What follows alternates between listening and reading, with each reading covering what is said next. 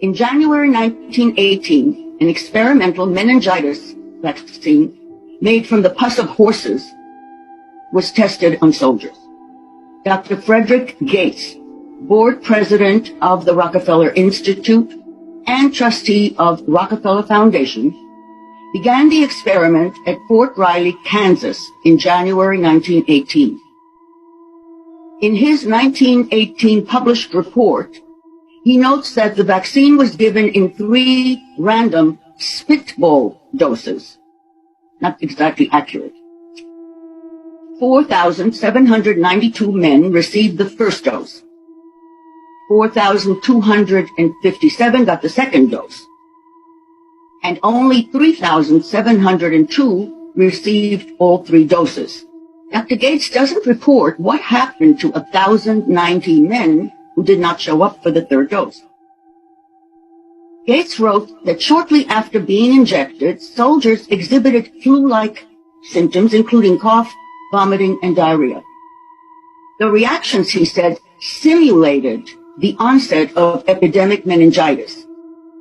But Dr. Gates brushed it aside and declared it was not actual meningitis. One wonders what science Dr. Gates relied on. Influenza outbreaks were reported at 14 of the biggest armed force training camps.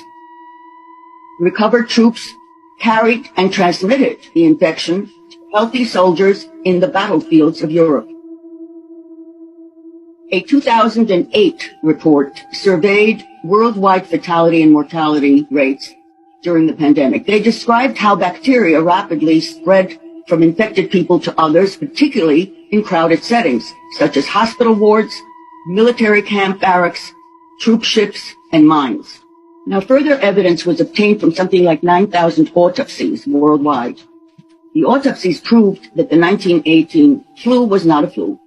According to the autopsy lung cultures, bacterial pneumonia killed at least 92.7%. When World War I ended on November 11, 1918, soldiers returned to their home, spreading the killer bacterial pneumonia worldwide.